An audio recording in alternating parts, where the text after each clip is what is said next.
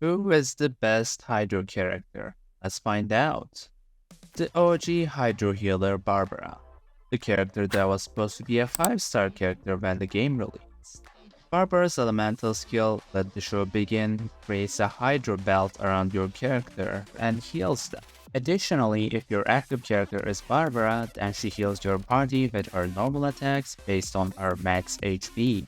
Her burst Shining Miracle heals your party based on Barbara's max HP, similar to her elemental skill. Release of Dendro, she kind of become an on-field bloom driver rather than just being a heal bot. For her on-field bloom driver potential, I will rate Barbara A tier. And next up is Barbara's successor, Kokomi. Kokomi is a direct upgrade to everything Barbara does pretty much. Kokomi heals way more than Barbara, and she can also apply more Hydro with her elemental skill, allowing her to be an even better healer / driver. And again, thanks to Dendro, she is not just a healer anymore. She has an actual excuse to be on field and put her elemental burst into a good use while creating Dendro cores and healing your party with her normal and charge attacks. At the moment, I think Kokomi is a solid S tier character. Candace is one of the characters I'm hoping that gets better once Fontaine is out, but for now, she's an niche character that pretty much infuses your party with Hydro if the characters in your party is wielding a sword, claymore, or a pole arm. Her elemental skill gives you an okay survivability. It has a tap and hold mode. When tapped, cooldown is 6 seconds, and when held, the cooldown is 9 seconds. Her second ascension skill is similar to Nilo's bountiful cores, allowing Candace to buff your party's normal attacks that deals elemental damage based on Candace's max HP. Like I said, I think we need to wait and see what Fontaine brings to Candace, but for now, I will rate her C tier. Talking about Nilo, her kit is very limited to a certain playstyle at TeamCon, but thankfully she does what she does exceptionally, which is blooming the enemies. Her elemental skill is the main reason she is the Bloom Queen. With her second ascension skill, it allows her to buff your active character based on Nilo's max HP and increases the damage of the Dendocores that character creates up to 400%. With her C1, this buff duration is increased by another 6 seconds, making the uptime of the buff 100%. C2 is yet another buff to this mechanic, shredding enemies' Hydro and Dendro resistance by 35%. Her C6, on the other hand, increases her crit rate and crit damage based on her max HP up to 30% and 60%. But this is kind of useless in Bloom comps, since Bloom cannot crit unless you have C2 like Ida. Nilo does what she does exceptionally, and for that reason, she is S tier regardless of her limitations. The original 5-star Hydro character, Mona the Nuke Queen.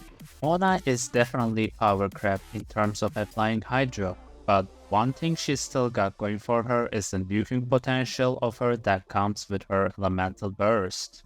You guys probably have seen clips of people doing millions of damage with their blue tower using Mona in their rotation. Mona's burst is what makes that possible.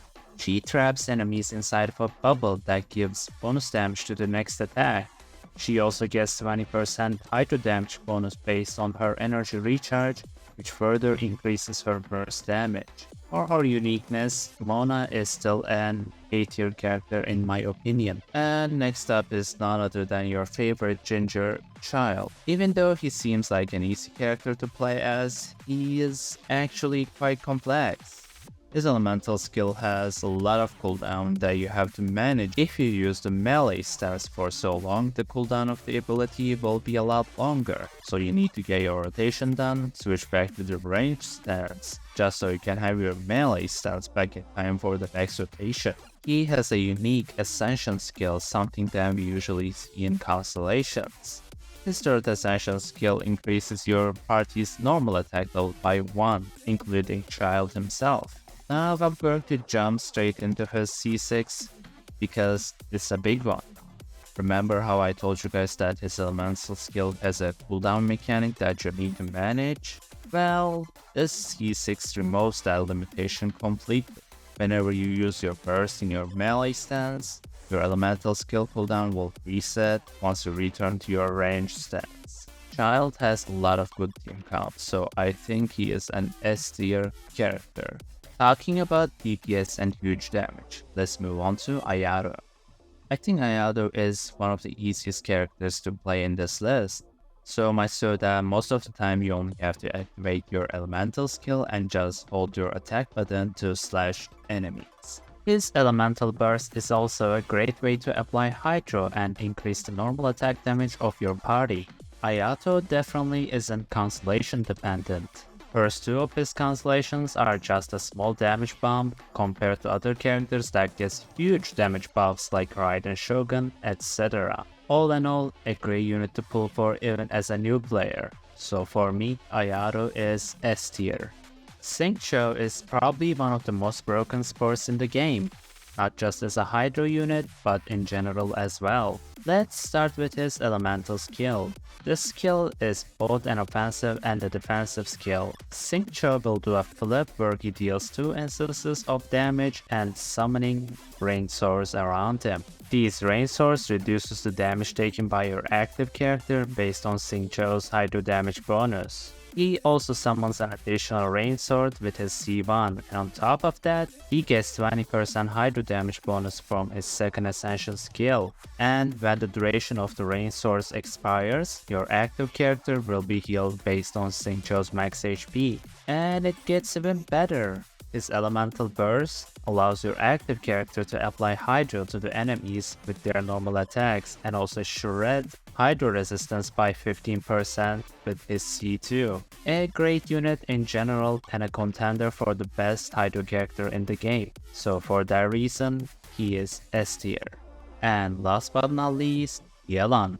Just like Kokomi is to Barbara, I think Yelan is a direct upgrade to Xingqiu. But the difference is you will see some team comps that use both of them at the same time. Even though her own first ascension skill increases her own max HP based on how many different element types in your party. Her elemental skill marks enemies along Yelan's path and deals hydro damage based on Yelan's max HP. You can also get an additional charge of the skill with her C1 and reduce her energy recharge needs.